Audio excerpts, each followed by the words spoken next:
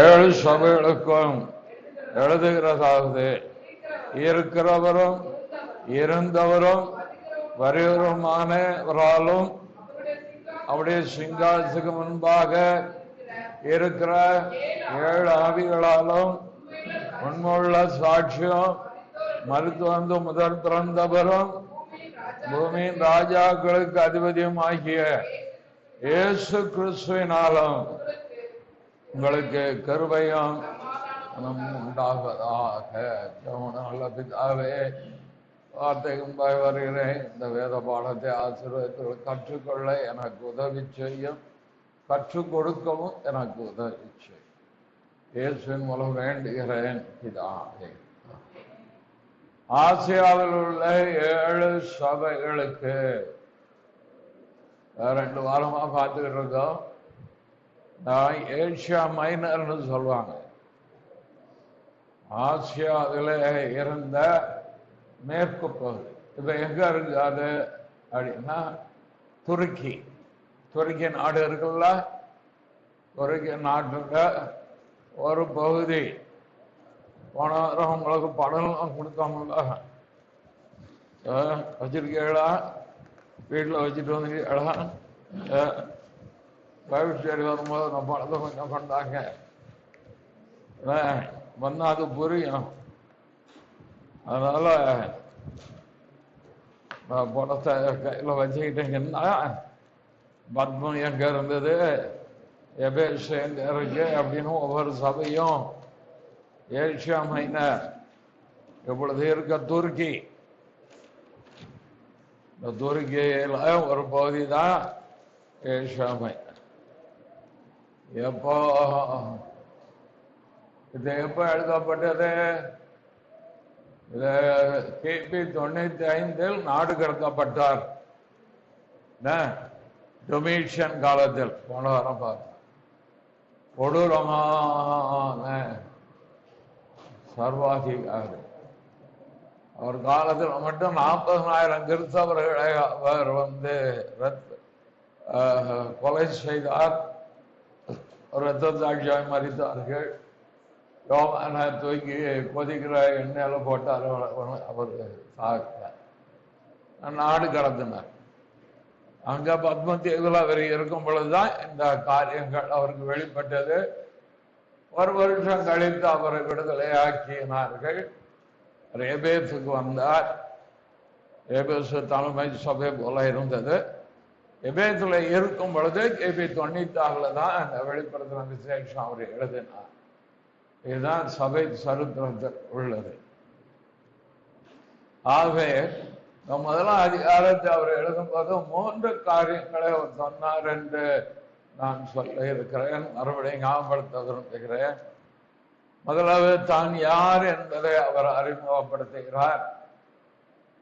இரண்டாவதாக 7 சபைகள் சபை தூதர்கள் என்று அவளை அறிமுகப்படுத்துகிறார். மூன்றாவது, நம்முடைய ரட்சா பெருமானை குறித்து அவர் அறிமுகப்படுத்துகிறார். ஆண்டவர் இயேசுவை குறித்து அவர் சொன்ன காரியம் நம்ம ஈஸியா ஏசு என்று பேர்.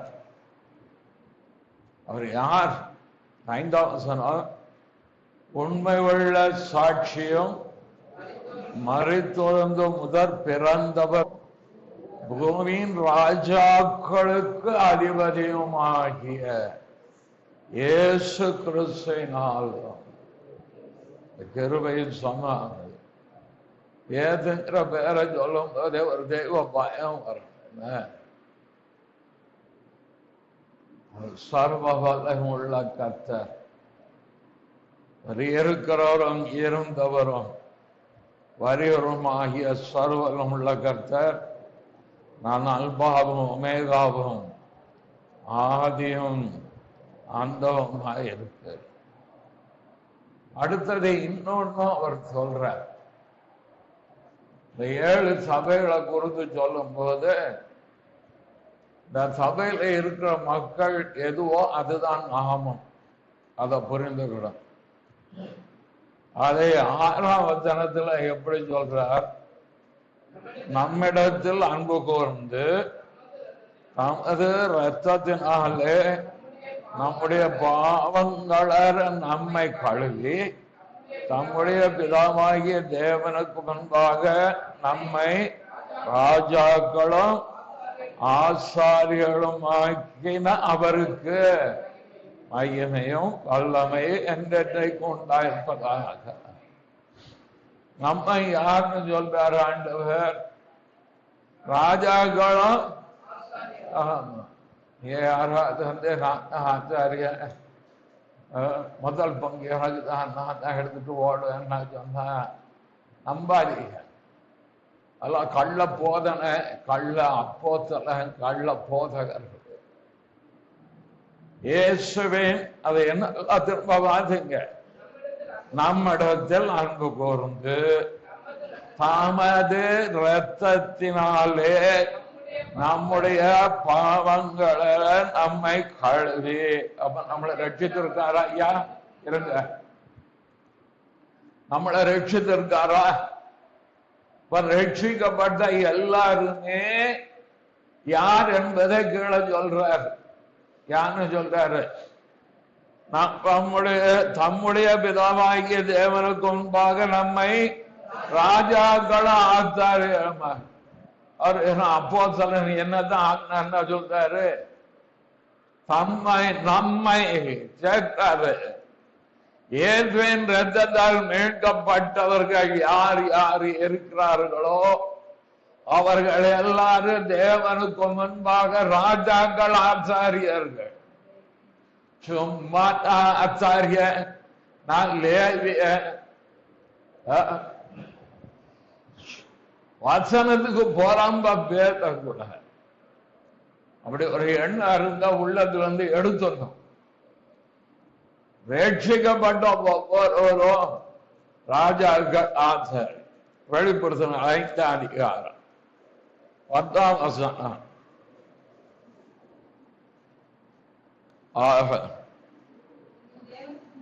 எங்கள் தேவனுக்கு முன்பாக எங்களை ராஜாக்களும் ஆசாரியர்களும் ஆக்கினீர். யார் சொல்றா? அதுக்கு முந்தின வசனம் பின்பாகம்.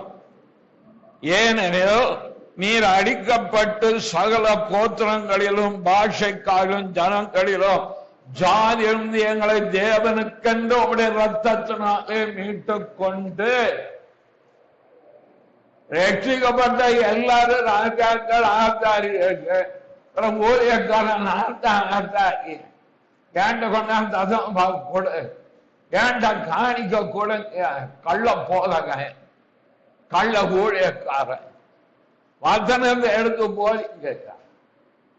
ஜனங்களுக்கு வசனத்தை தெளிவாக சொன்னால் ஜனங்கள் தேவனை விசுவாசிப்பார்கள். ஆண்டவர் இயேசுவின் மேல அவர்களுக்கு விசுவாசம் வரும், பக்தி வரும், தெய்வ பயம் வரும். ஆண்டவரத்தில் அன்பு கூறுவாங்க. அன்பு கூர்ந்தால் சொல்லாமலே அவங்க கொடுக்க என்று சொல்லி கொடுக்க யாருக்கும் கர்த்தருக்கு. கர்த்தரை நேதிக்கும் கொடுக்கிட்டே இருக்கும். அவ்வளவுதான். இதுல நாங்க ஆச்சாரி முதல் பங்கு பிடிங்கிட்டு கண்ணிக்கு தூக்கிட்டு ஓடுறான். ஒளியக்கா ஓடு வர்றதுக்கு நேரம் ஓட்டினா சரிதாச்சா. போற இடம் பாசாளமா இருக்க மாத்தமா இருக்கு. ஆண்டவர் என்ன ஊழியர்களுக்கு துட்டு தரமாட்டான்னா சொன்னாரு. தருவார். பணத்துக்கு இருந்தால ஓடிக்கிட்டே எங்க எடுத்தாலும் பாடம். வேற சத்தியமே இல்லையா? வர வசனமே இல்லையா? ஜனங்களுக்கு தாங்கள் யார் என்பதை நாம் உணர்த்தி விடுவோமானால் ஜனங்கள் கர்த்தரை பின்பற்றுவதில் அவர்கள் இடர மாட்டார்கள். இதை நாம புரிந்து கொள்ளும். நம்ம ஏன் புரிந்து கொள்ளல தெரியுமா? நம்ம வாதிகள் பூரா சங்கீதம் மட்டும்தான் வாசிப்போம். கர்த்தர் என்பை பராகி இருக்கிறார், நான் தாட்சி அடைக்க அவர் என்னை புல்லுள்ள இடங்களில் மேய்த்து அமர்ந்த தண்ணீரண்டை இல்லை என்ன பிரசங்கத்துக்கு மட்டும்தான் வாசிக்கிறது பைபிள். பிரசங்கம் தானா வருது, பிரசங்கத்துக்கு உட்கார்ந்துதான் பைபிளை வாசிப்போம். அப்படியே விசுவாசி என்ன செய்தது பார்ப்போம். காலை எங்கேயும் வேலைப்போம். மாணவன் ஒரு அதிகாரத்துல ஒரு 2 வசந்த அப்படி அல்ல. வேதத்தை கற்றுக்கொள்ள நம்மை அர்ப்பணித்து வேதத்தின் வெளிச்சத்தை அறிந்து கொள்ள உபவாசம் பண்ணி, சும்மா கிடையாது, உபவாசம் பண்ணி ஆண்டவரே எனக்கு இந்த வெளிச்சத்தை வெளிப்படுத்தி தாரும், எனக்கு சத்தியம் புரியல. நம்மளை போதித்த ஆள் பூரா அப்படியே கொண்டு வந்துட்டாங்க. இல்ல, எனக்கு சத்தியத்தை வெளிப்படுத்தி தார, நான் யார் என்பதை நான் உணர்ந்து கொள்ள உதவி. இரத்தத்தால் மீட்கப்பட்ட நான் யார்? என்னை எந்த ஸ்தானத்தில் நீர் வைத்திருக்கிறேன்? ஆவிக்குரிய உன்னத நிலைமையில் எங்க நீர் என்ன வைத்திருக்கிறேன் அப்படின்னா அப்படியே வசனத்துக்குள்ள கொண்டு போவாரு. என்ன சொல்வாரு? முதலாவது நீ என் பிள்ளைங்க, 2வது நீ என் ஜனம் அப்படின்றார். 3வது நீ ராஜா, நீ ராஜா வீட்டு பிள்ளை, நீ ராஜா. அடுத்த நீ ஆசாரியன், என்னை ஆராதிப்பதற்காக தெரிந்து கொள்ளப்பட்ட ஆசாரியன். அடுத்த நீ என் ஊழியக்காரன். இஸ்ரவேலர் எல்லாரும் என் ஊழியக்காரர்களே சொல்லியிருக்காரா இல்லையா? அப்படின்னா என்ன ஆண்டவரே, நான் அப்படியே ஊழியக்காரனா வேற எல்லாம் பார்க்க, நீ தான் பார்க்கணும். அதே சமயம் நீ நான் உனக்கு கொடுத்த கிருபை வரங்களின் அடிப்படையில் வேலை நடுவிலும் நீ ஊழியம் செய்கிற ஊழியக்காரன். சொல்லி கொடுப்பாங்களா எந்த ஊழியக்காரராது விசுவாசிக்க? நாங்களும் என் வீட்டாருவோம் என்றால் கர்த்தரையே சேவிப்போம். நானும் என் பிள்ளை மட்டும்தான் புல்பீட்ல நிக்கணும், வேற ஒருத்தன் அப்படி வந்து உட்கார்ந்துடக்கூடாது. பேசுறாரு ஒருத்தர், எல்லாம் யூடியூப்ல இருக்கு. நான் சும்மா சொல்றேன், யூடியூப்ல இருக்கு, குழந்தைகளுக்கு பிரபலமான போதகர் பேசுறது இருக்கு. நாங்கள் விசுவாசிக்கு இருக்கு. யார் இரத்த சாட்சியா மறிக்கும் போது ஆண்டவர் இயேசு எழுந்து நின்றார் சொல்லுங்களா? ஸ்தேவான். ஸ்தேவான் விசுவாசியா அப்போஸ்தலன்?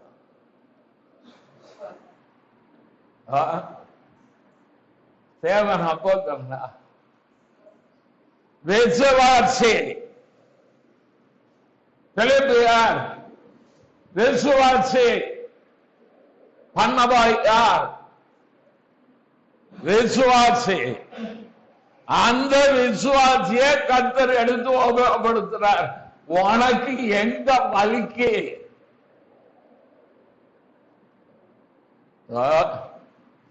நான் இதெல்லாம் யோசிக்கல. உட்காந்து உட்காந்து நிக்க வருது, அடிச்சு விடுவோம். உனக்கு எந்த வலிக்கு? தேவன் ஒரு மனுஷனை எடுத்து உபயோகப்படுத்த நினைச்சா உனக்கு எங்கேயா வலிக்கு?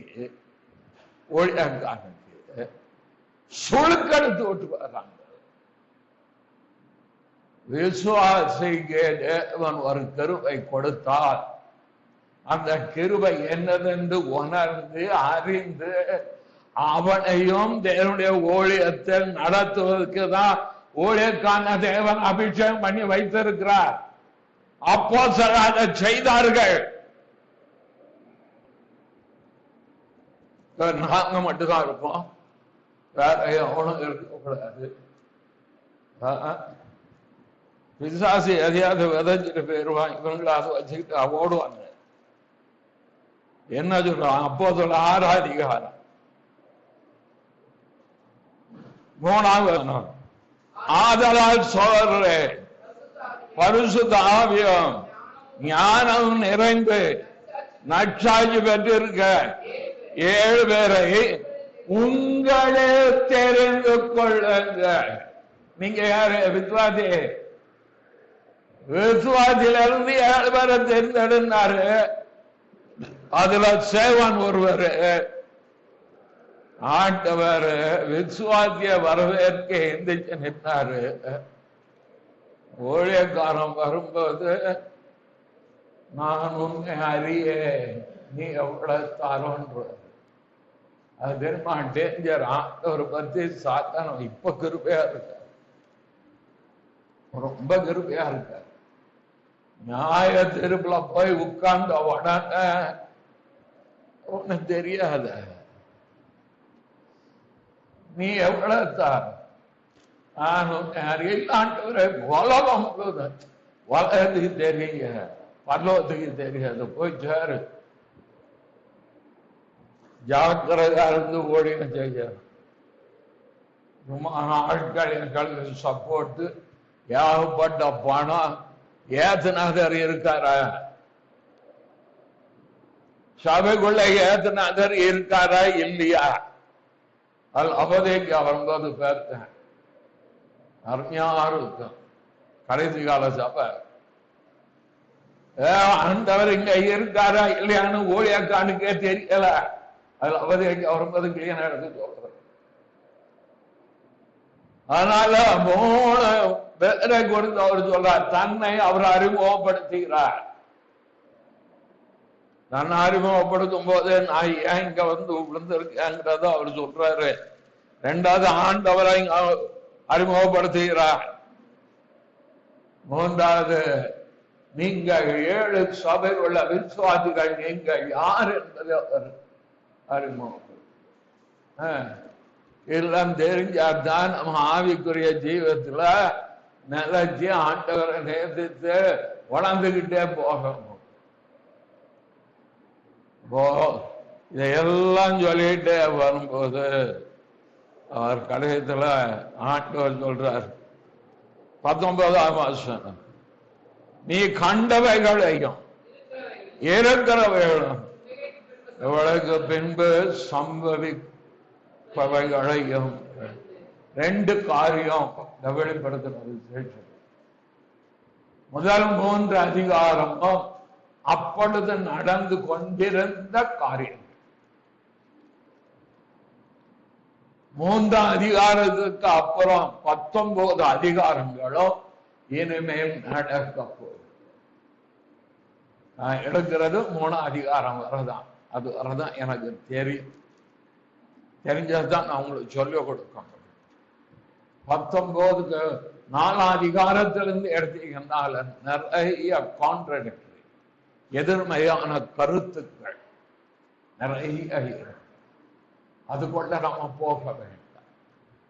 எதை நாம் அறிந்திருக்கிறோமோ, தெளிந்திருக்கிறதோ அதை சரியாய் புரிந்து கொண்டு நம்முடைய ஆவிக்குரிய வாழ்க்கையை நாம் நடத்தி சென்றால் போதும். நாம் எதுவரை தேறி இருக்கோமோ அதிலே நாம் சீராய் நடக்கணும். ஆனா நாம் தேறி இருப்பது வேத வசனத்தின் அடிப்படையில ஆரோக்கியமான உபதேசமான தேர்வு. அதை அறிஞ்சுக்கிட்டு நம்ம நடந்தா போதும். ஆண்டவரும் அந்த அளவுக்கு நம்ம கிருபை விசுவாச அளவில் தேவன் நம்மளை வைத்துக்கொள்ளும்.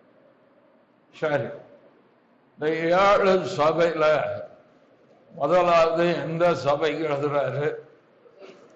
எபேசு. அந்த புக்கு வச்சிருக்கீங்களா? வச்சிருந்தா எடுத்து பாருங்க. எபேசு எங்க இருக்கு? ஏஷியா மைனர்ல அது ஒரு தீவு போல அல்லது கடற்கரை பட்டணம்.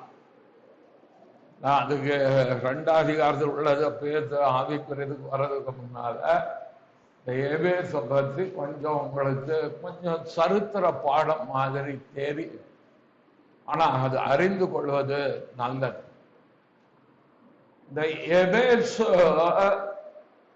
ஆசியா மைனரில் இவ்வளவு துருக்கில இந்த எபேசு ஒரு கடற்கரை பட்டணம். இரண்டாவது, இந்த எபேசு நம்ம தேசத்துல எடுத்த ஒரு பம்பாய் எப்படி இருந்தது? காஸ்மோ பம்பாய், வர்த்தகம் நடக்கிற ஒரு பட்டணம். மூன்றாவது, இந்த எபேசுல இருந்து எல்லா இடங்களுக்கும் நம்ம நேஷனல் ஹைவே போறது போல எளிதாக பிரயாணப்படக்கூடிய வழித்தடங்கள் உண்டு. நான்காவது, இந்த எபேசுலதான் டயானா என்று சொல்லக்கூடிய அந்நிய தேவருடைய 7 ஒண்டர்ஸ் என்ன சொல்லுவாங்க, 7 அற்புதங்களா, அந்த அவளுக்கு கட்டப்பட்ட கோவில் இருக்கிறது. ஐந்தாவது, இந்த எபேத்துல தான் 2 ராயர்களுக்கு தெய்வ வணக்கம் கொடுக்கக்கூடிய சிலைகள் இருக்கு. அதுல பிரதானது டொமிஷியன். அகஸ்டஸ் உடைய சிலை மலைக்கு கீழே இருக்கும். நான் டொமிஷனுடைய சிலை, டொமிஷன் தான் போன வாரம் பார்த்தோம். அவர் தன்னை யாரா காமிச்சுக்கிட்டாரு? கடவுள், தேவகுமாரன், கர்த்தர், எஜமான், மாஸ்டர், சேவியர், ரட்சகன், எல்லாத்துக்கும் ஒரேவர் அவர் தன்னை காமிச்சதுனால அந்த எபேசு பட்டணத்திற்கு உயர்ந்த மலைமேட்டு மேல அப்ப இருந்த எல்லா தேவர்களும் கும்பிட்ட எல்லா தெய்வமும் இவரை தாங்கி பிடிக்கிற மாதிரி ஒரு ஸ்தூபி ஒன்றை அவர் தாவித்து வைத்தார். ஆகவே அங்க கடல்ல வர்ற கப்பல் முதல்ல பாக்குறது டொமிஷன் முகத்துல தான் விழிக்கணும். அவர் சொல்லதான் தெரியும். அடுத்தது, எபேசு பட்டணத்தில் இருந்த 2 காரியங்கள் என்னன்னா, ஒரு பெரிய மார்க்கெட் உண்டு, பெரிய சந்தை கூடும். அந்த சந்தைக்கு பேர் என்னன்னு சொன்னா அகோரா என்று பேர். அகோரா இதுலதான் வர்த்தகங்கள் நடக்கும்.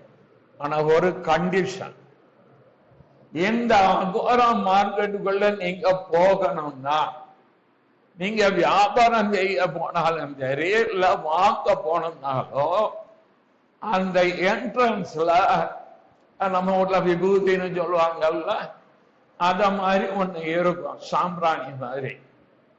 நீங்க அதை எடுத்து அங்க இருக்கிற அந்த டொமிஷியன் ஸ்தலம் எல்லாம் அப்படி தூக்கணும். இது என்னன்னா, நான் சர்வாதிகாரியாகிய டொமிஷனை அங்கீகரிக்கிறேன் என்ற அர்த்தம். இதை நீங்க தூவலன்னா உள்ள போகும். இது அங்க இருந்த மிகப்பெரிய ஒரு காரியம்.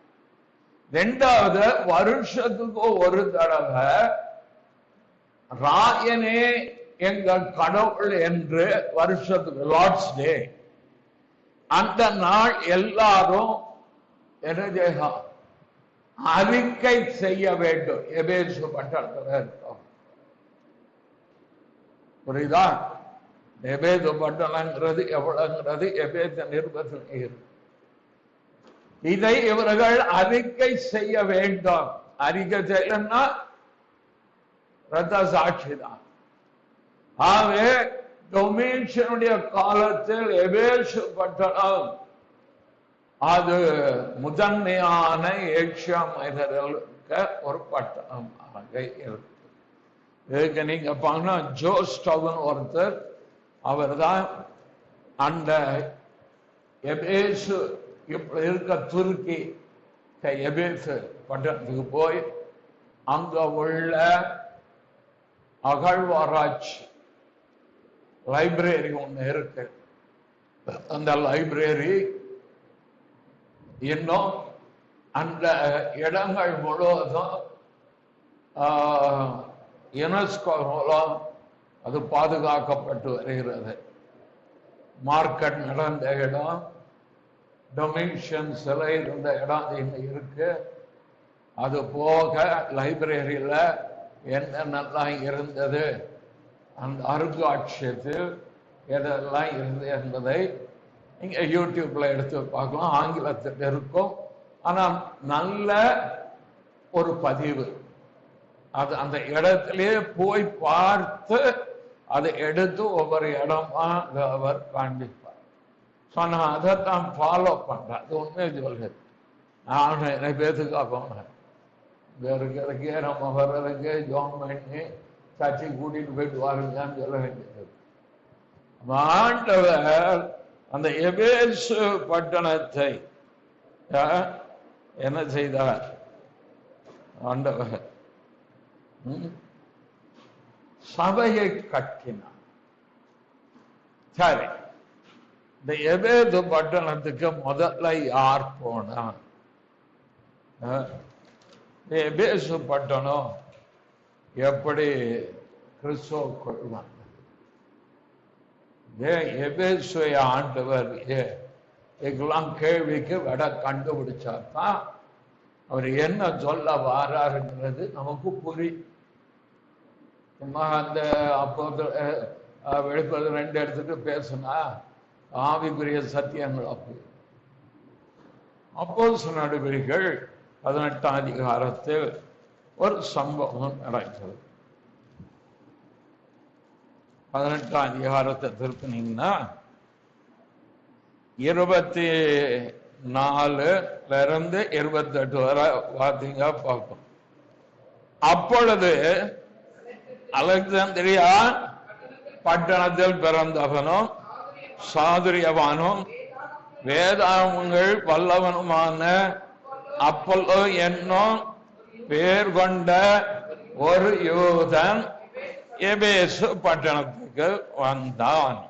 சரி, இந்த எபேசு பட்டணத்துக்கு ஒரு ஆள் வர்றாருன்னு எழுதியிருக்கு. ஆனா அதுக்கு முன்னால யார் போனாங்கிறத நீங்க பார்க்கணும்னா அவர்கள் 19ஆம் வசனம் பார்க்க. அவன் எபேசு பட்டணத்துக்கு வந்த போது அங்கே அவர்களை விட்டு நீங்கி ஜெபாலயத்தில் பிரவேசித்து ஏதொன்னே சம்பாஷணை பண்ணினான். யாரை விட்டு நீங்கினா? அதுக்கு முந்தின வசனத்தினுடைய கடைசி பாகம். சீரியா தேசத்துக்கு போக கப்பல் ஏறினான். பிரிஸ்கெல்லாவும் ஆக்கியல்லாவும் அவனுடைய கூட போனார்கள். இதெல்லாம் அந்த எபேசு சபையை சார்ந்த காரியம். யார் இந்த பிரிஸ்கெல்லா ஆக்கில்லா? அப்போது 18:1-2 வாசிங்கள். அதன் பின்பு பவுல் அத்தேனை பட்டணத்தை விட்டு கொரிந்து பட்டணத்துக்கு வந்து யூதர் எல்லாரும் ரோமாபுரியை விட்டு போகும்படி கிளவுதி ராயன் கட்டளையிட்டபடினாலே இத்தாலியாவிலிருந்து புதிதாய் வந்திருந்த பொந்து தேசத்தனாகிய ஆக்கில்லா என்னும் நாமம் உள்ள ஒரு யூதனையும் அவன் மனைவியாகிய பிரிஸ்கில்லாளை அங்கே கண்டு அவளிடத்தில் போனான். இதுல நீங்க பின்னால பார்த்தா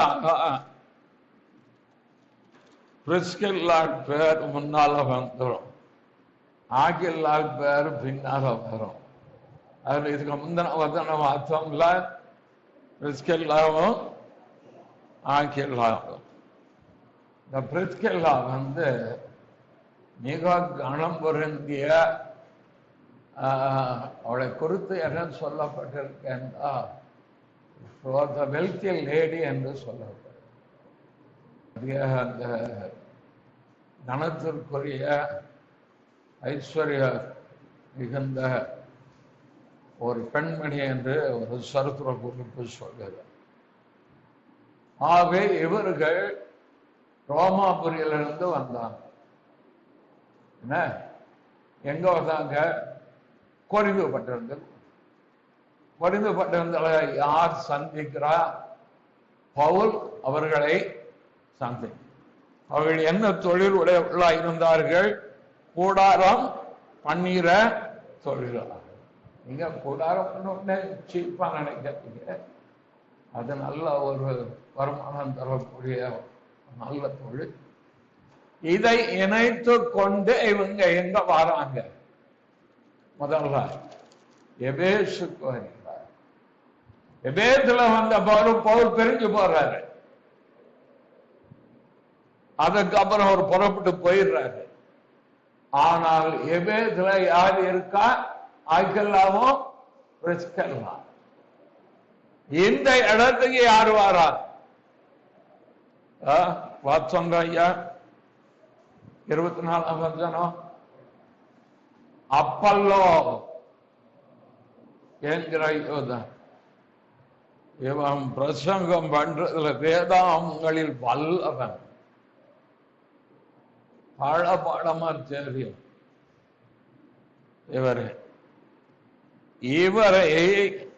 இவர்கள் சேர்த்து கொண்டார்கள் என்று 26ஆம் வசனம் வாசிங்க. அவன் ஜபாலத்தில் தைரியமா பேச தொடங்கின போது ஆகிலாலும் பிரிஸ்கில்லாலும் அவன் பேசுகிறதை கேட்டு அவனை சேர்த்து கொண்டு தேவனுடைய மார்க்கத்தை அதிக திட்டமாய் அவனுக்கு விவரித்து காண்பித்தார். இப்ப அப்பல்லோ எதுக்குள்ள வந்துட்டாரு? ஆகில்லா பிரிஸ்கில்லா காரியங்களுக்குள் வந்தவர். அவர் என்ன செய்கிறார்? 28ஆம் வசனம். அவன் அங்கே வந்த பின்பு வெளியரங்கமாக யூதருடைய பலமாய் தர்க்கம் பண்ணி இயேசுவே கர்த்தர் என்று வேத வாக்குகளை கொண்டு திருஷ்டாந்தப்படுத்தினபடியினால் கிருபையினாலே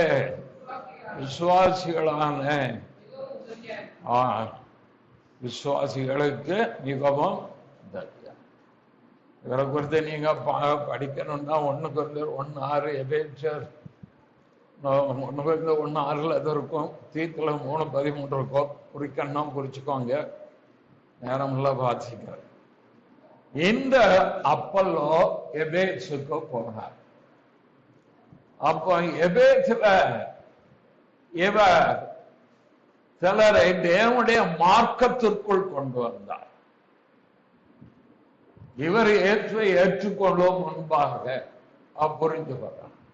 இவர் கிறிஸ்துவை ஏற்றுக்கொள்ளும் முன்பாக வேதத்தில் வல்லவனாய் இருந்தவர். அவர் என்ன செய்தார்? எபேசுல சிலரை தேவனுடைய மார்க்கத்துக்குள், பக்தி மார்க்கத்துக்குள் கொண்டு வந்தார். அப்போ 19ஆம் அதிகாரம் அதுல பவுல் அங்கே வருகிறார். என்ன வந்தபோது அவர் ஒரு கேள்வியை கேட்கிறார். 2ஆம் வசனம். நீங்கள் விசுவாசிகளான போது பரிசுத்த ஆவியை பெற்றீர்களா என்று கேட்டான். அதற்கு அவர்கள் பரிசுத்த ஆவி உண்பதை நாங்கள் கேள்விப்படவே, பரிசுத்த ஆவியா வர்றதே நாங்க கேள்விப்படலைங்க, நீங்க புதுசா சொல்றீங்களா அப்படிங்கும்போது இவங்க அப்ப நீங்க என்ன ஞானத்தான் எடுத்தீங்க? அதற்கு அவர்கள் யோவான் கொடுத்த ஞானஸ்நானம் யார் அறிந்திருந்தா? அப்பல்லோ அறிந்திருந்தார். ஆகவே அவர் அந்த ஞானஸ்நானத்தை கொடுத்துட்டு போயிட்டார். நான் ஏற்கனவே ஞானஸ்நானம் எடுத்துட்டேன், சின்ன பிள்ளையில தண்ணியை தெளிச்சு விட்டாங்களே, நான் 2வது ஞானஸ்நானம் எடுக்கலாமான்னா எடுக்கலாம். இங்க வசனை இருக்கு, மனம் திரும்புவதற்கு முன்னாலே எடுத்த ஞானஸ்நானம் இப்பொழுதோ மனம் திரும்பி எடுக்கிற ஞானம். அறியாமை உள்ள காலத்தில் எடுத்த ஞானத்தினாலும் இப்பொழுதோ ரட்சகரை அறிந்து கொண்ட பின்பு எடுக்கிற ஞானத்தினால். அவர் என்ன சொல்றார்? 4ஆம் வசனம், அப்பொழுது பவுல் யோவான் தனக்கு பின் வருகிறவராகிய கிறிஸ்து இயேசுவில் விசுவாசிகளாய் இருக்க வேண்டும் என்று ஜனங்களுக்கு சொல்லி மனம் திரும்புதலுக்கு ஏற்ற ஞானஸ்நானத்தை கொடுத்தானே. அவன் மனம் திரும்புதலுக்கு ஏற்ற ஞானஸ்நானம் கொடுத்ததுக்கு காரணமே, நீ ஆண்டவர் ஏத்த மேல விசுவாசம் வைக்கணும். ஒரு பாதரட்சி அவங்க கூட நான் பார்த்துருவான் அல்ல. அப்பொழுது அதை கேட்டப்ப இப்ப புரியுதா? விசுவாசி எபேசு சபை எப்படி ஆரம்பிக்கப்பட்டது? எபேசு சபை எப்படி ஆரம்பிக்கப்பட்டதுன்னு ஒரு கேள்வி கேட்டு எடுத்துக்கன்னா என்ன எழுதுவியா? அது ஆரம்பிக்கப்பட்டது பவுல் போனாரு, அந்த பேசினாரு அப்படின்னா இவ்வளவு கதை இருக்கு, இவ்வளவு சரித்திரம் இருக்கு ஒரு ஊழியத்தில்.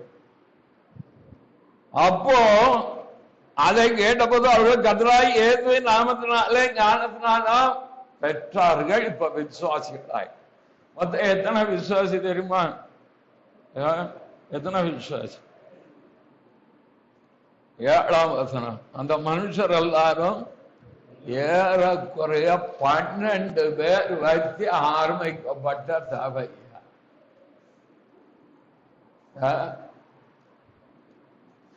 பவுல் எவ்வளவு பெரிய ஊழியக்காரர். அப்போ சிலர் பேதுரு ஒரே பிரசங்கம் 3000 பேர் உள்ள சபை. பவுல் எபேசுல சொல்றாரு 12 பேர் உள்ள சபை. அதுவும் சபைதான், இதுவும் புரியுதா? நாங்க பெரிய சபை, எங்களுக்கு தான் கூட்டம் வலிக்குது. இருக்கட்டும், இதுவும் சபை. 12 பேரை கொண்டு ஆரம்பிக்கப்பட்ட சபை தான் எபேசு சபை. சபை pioneer work. we are doing pioneer work. 5 வருஷமா பயோனியர் ஒர்க்னு தெரியுமா? அடிமட்டத்தில் இருந்து ஆரம்பிச்சு சபையை கட்டிக்கிட்டு வரோம்.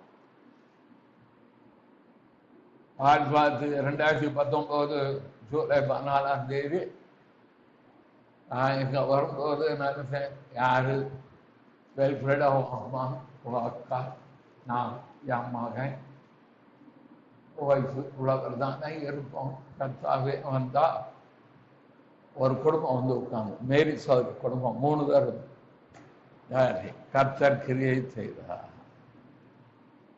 அதுல இருந்தா நீங்கெல்லாம் வந்திருக்கீங்க, இன்னும் வளரும். எத்தனை பேரை கொண்டு ஆரம்பிக்கப்பட்டது என்பது அது முக்கியம் அல்ல. அது எவ்வளவாய் தேவனுக்குள் வளர்ந்து கனி தருகிறது என்பது. ஒரு சபை வளருது, நான் இப்படியே நாங்க தான் எல்லாரும் இங்க வரணும், பாபேல் கோபுரம் மாதிரி இப்படியும் வரும். சபை தரிசனம் உள்ள சபையாய் சபைகளை ஸ்தாபிக்கிற சபையாய் இருக்கும். சபை விசுவாசிகளை உருவாக்குகிற சபையா இருக்கும். சபை கொடுக்கிற சபையாவும் உழைக்கிற சபையாவும் ஜெபிக்கிற சபையா எல்லாம் சபைக்குள்ள இருக்கும். எல்லாம் பொருந்து சபையெல்லாம் எடுத்து பார்த்து தியானம் பண்ணி ஜாசோட பார்த்து பாருங்க, எல்லாம் வெளிப்படும். இங்கதான் வரணும். நாங்களே என்னை யோசிச்சு வச்சிருக்கோம், ஒரு 50 பேர் வந்த உடனே அடுத்தது ஒரு சபையை ஆரம்பிச்சு இன்னொரு ஊழியக்காரனை போட்டலாம் தான் நான் யோசிச்சு வச்சிருக்கேன். மேய்க்கக்கூடியது 50 தான் முடியும், மிஞ்சி பணம் 100. அப்படிதான் யோசிச்சு வச்சிருக்கேன். சபை கிளைவிட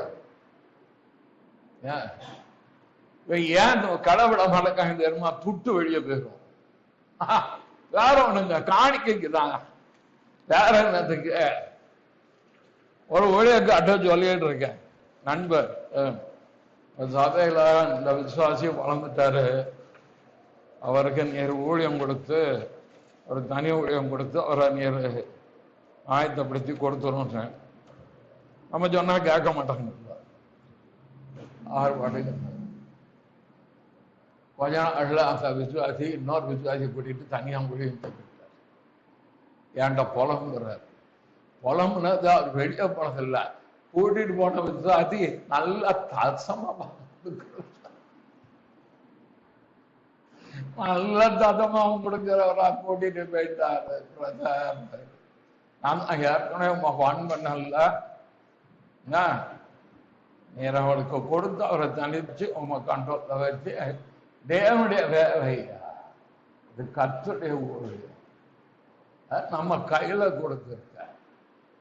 நீ தேவனிடத்தில் பெற்ற ஊழியத்தை நிறைவேற்ற கவனம் ஆயிருந்து இது தேவனுடைய வேலை. நான் தான் ஆண்டவரே ஏன் வேலை உண்மை வேலை கொடுத்துருக்கு சரியான நீ சொல்றது. காலைல 6 நடத்திக்கிட்டே இருக்கோம், பிரதங்கம் பண்ணி ஆச்சு, அடுத்தாப்புல கர்த்தருடைய பந்திக்கு நேரம் எப்பவும் போலதான கர்த்தருடைய பந்திக்கு நேரத்தை பார்த்துக்கிட்டு தான் நடத்திக்கிட்டு இருந்தேன். நடத்திக்கிட்டே இருக்கும்போது கர்த்தர் நடத்துவார், அதான் முக்கியம். பந்தி நடத்தின ஆண்டவரே, நான் பந்தி நடத்தினோம் தோத்துருக்கோம், அப்பத்தை நீ கொடு, ராசத்தை அவரை கொடுக்கவை நோ சொல்லவே இல்லை. அதான் கர்த்தருடைய வழி நடத்துது. நீ கூட பின்னால ராசத்தை கொடுக்க. பரிசுத்த ஆவியானவர் சபையன் எப்படி நடத்த விரும்புறான்னு தெரிஞ்சு அது வழியில போயிட்டீங்கன்னா, இவரை எங்க கூட்டு உட்கார வச்சா எனக்கு வேண்டிய நிறைய காணிக்க அத்தர் சொன்னாரு, உட்கார வைத்தாரு. அவர் சொன்னா அவர் யாரை கனப்படுத்தணுமோ படுத்துவார். அதனால சபை என்பது முதலாவது எத்தனை நபர்கள் வருகிறாங்க, இந்த சபையில் தேவன் எப்படி கிரியை செய்கிறார் என்பது அடுத்த வாரம் பார்ப்போம். நல்ல